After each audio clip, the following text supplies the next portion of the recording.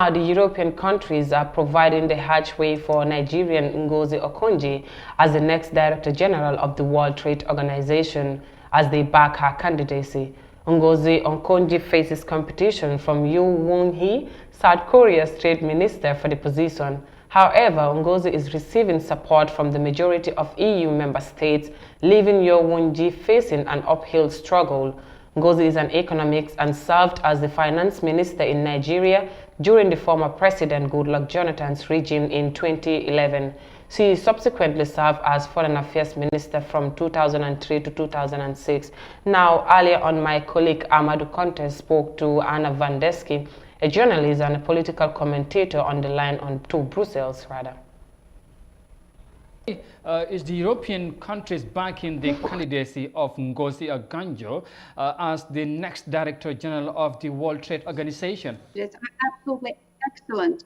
And Dr. Okonjo-Iweala is, of course, it became the preferable candidates of the Europeans, not only because of her personal qualities, but because of the context, because President of the European Council, Charles Michel, personally invested himself in promoting her candidacy because he said that there were many promises made to Africa since 2001 when Doha round wasn't really concluded. So they had a certain declaration which made many promises, which contains many promises to Africa to make trade with Africa much more fair than we see it today.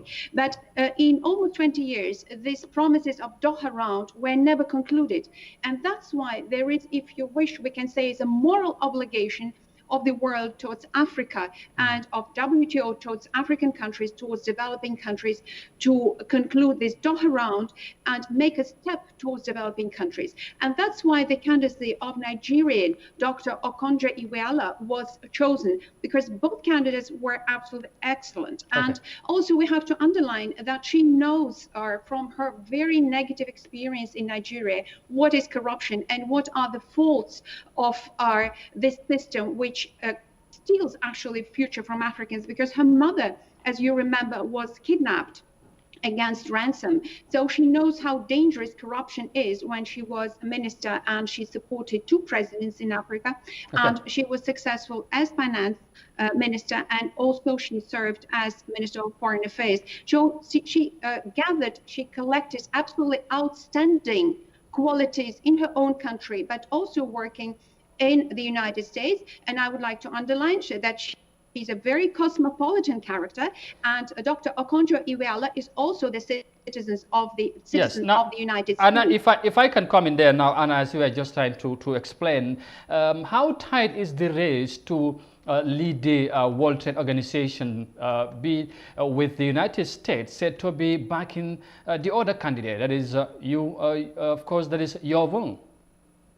Well, I think that now it's extremely difficult task, but because COVID played a very negative role in the development, it pulled all of us back. And that's why in her interview, she said, Dr. Okonjo-Iweala said very interesting things. She said that there are plenty of very high-level experts in WTO, but what the organization needed is its political will to move forward and to implement what was promised from developed countries to the developing countries on Doha round. And that's why she is making a promise. She promotes herself as an absolute outsider.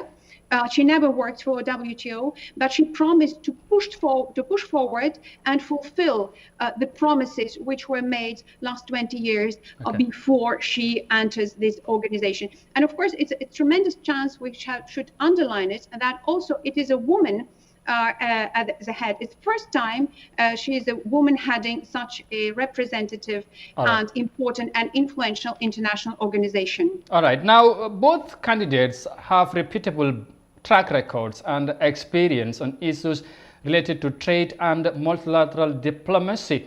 But why do you think member states may end up selecting her? And of course, that's Ngozi, but and why? Well, of course, because Europe has very special relation with Africa, you know that Africa is a strategic partner of the European Union, and that's why the first visit of Ursula von der Leyen, new president of the European Commission, was to Africa, and she shook hands. Then it was possible before the sanitary rules we have now.